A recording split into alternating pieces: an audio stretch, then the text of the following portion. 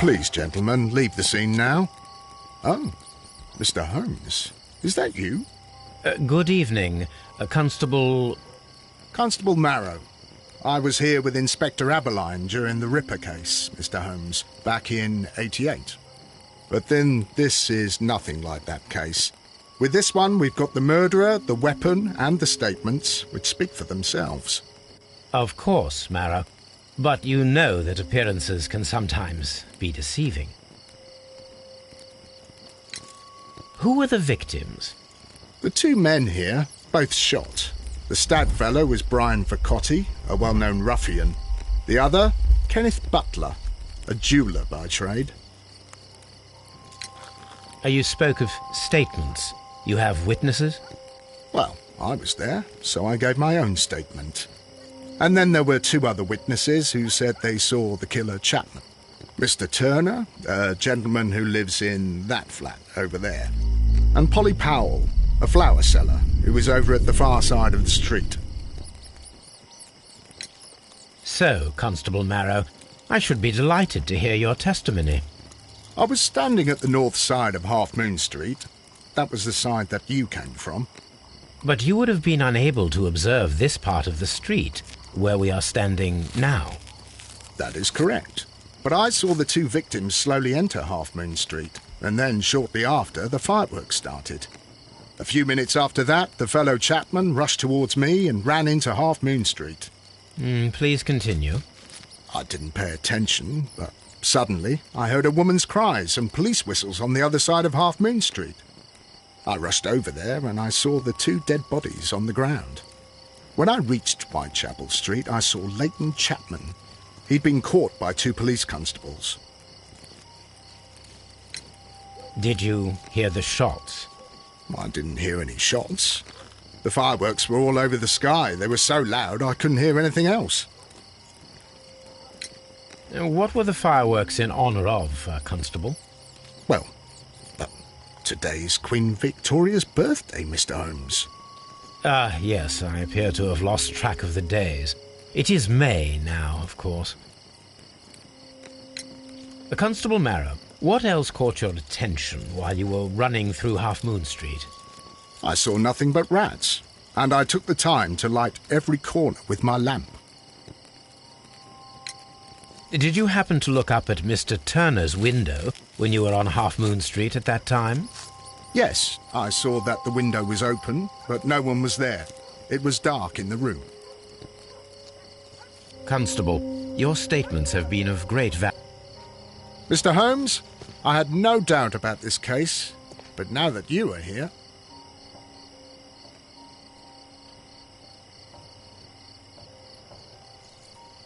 He tried to stop the bleeding with his hand. Death was not instant. The bullet penetrated his stomach, a dreadful wound. A tattoo from Westgate Prison. Vercotti must have done some time there.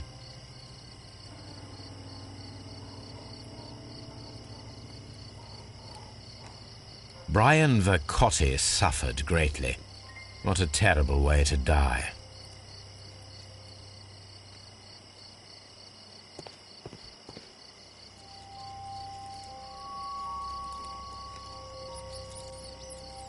The bullet struck his head. This man didn't stand a chance.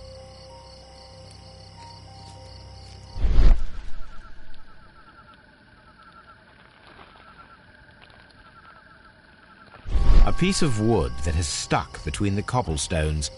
Let us take a closer look.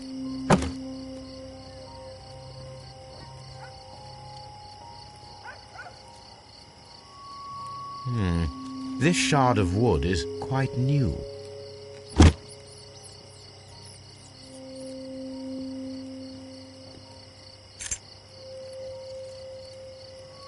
This is an ordinary key. I wonder what kind of door it opens.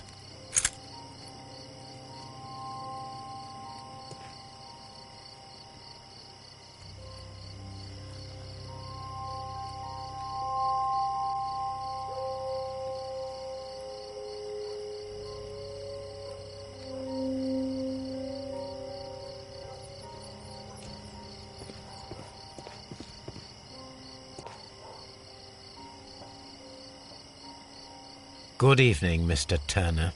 I heard Constable Marrow reply to you as Mr. Holmes. Are you that detective gentleman? I've heard of you. And, well, I know things about this evening. Excellent. Might we hear your story?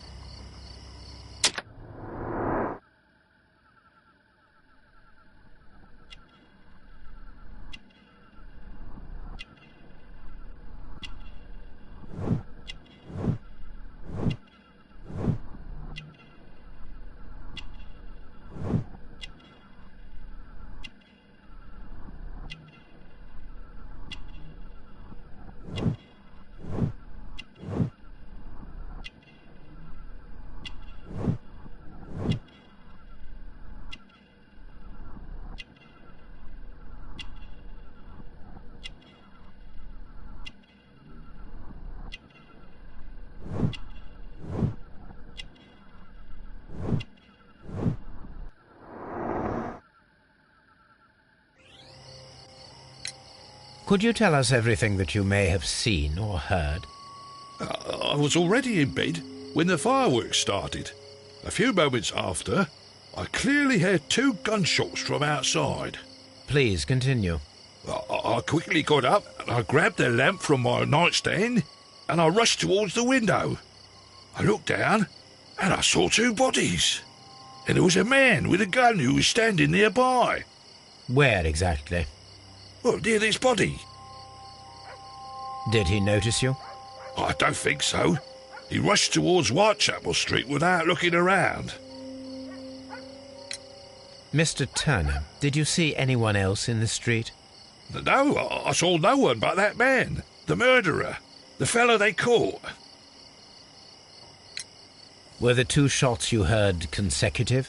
Yes, there was a very short pause between them, and they sounded different somehow.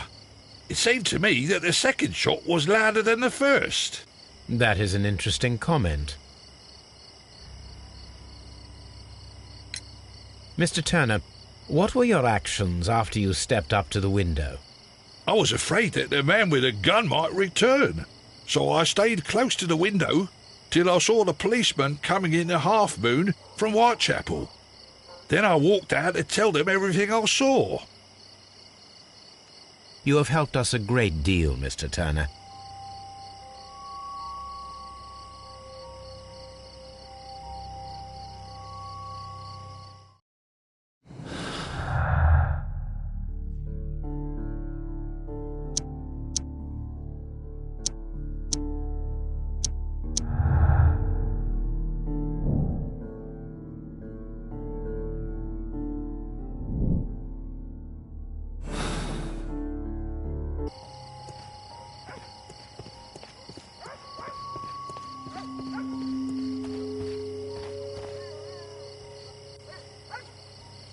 Mrs. Powell? What do you want? My name is Sherlock Holmes. I'm assisting the police with their investigation of the crime that took place this evening.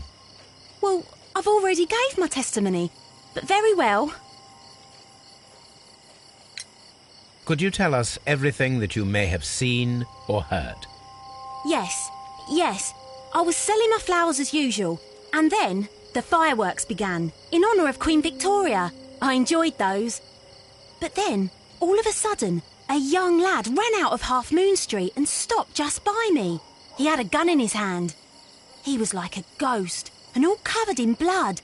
It was dark, but I could see him, because of the flashes from the fireworks. And then? I screamed as loud as I could. I knew that a policeman should be on duty in the vicinity. He had no time to escape. 2 constables got him. Then another constable came out from the very same street, and I heard him talking of a horrible murder. Mrs. Powell, did you hear the gunshots? I'm not sure. You know, what with the fireworks? Did you see anyone else leaving Half Moon Street, prior to or at the time of the crime? No, sir, I did not. Even with all the fireworks, I was very attentive, as I'm always on the lookout for customers. My thanks to you, Mrs. Powell.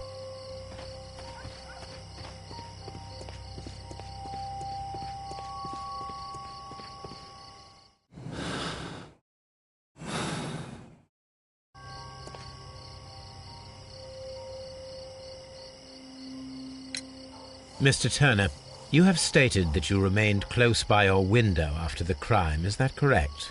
Oh, yes, Mr. Holmes. I stayed at my window until the policeman arrived to examine the dead bodies.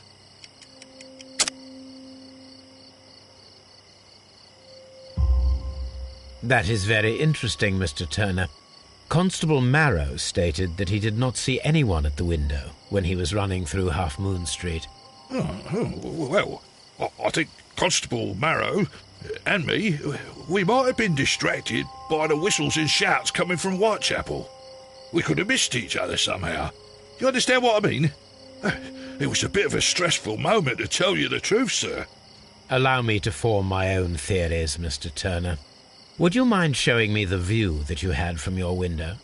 Not at all, Mr. Holmes. Please, follow me. Mr. Turner appears to live very modestly.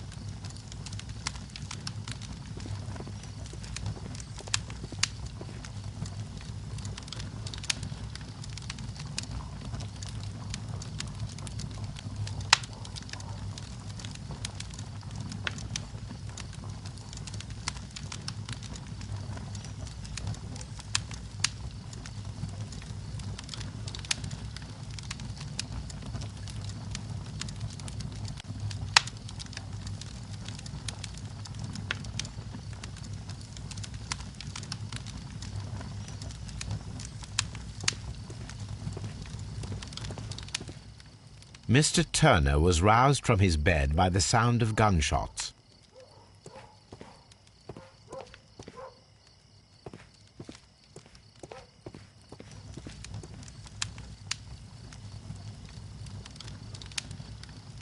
The books on this shelf are in a mess. It looks as though Mr. Turner was trying to find something in a hurry here a short while ago.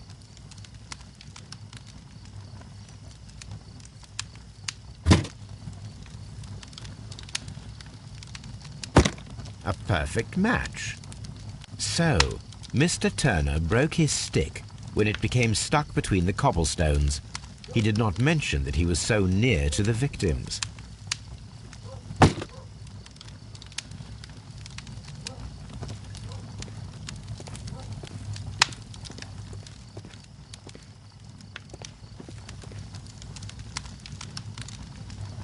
This fire is dying out. It was last tended to over an hour ago.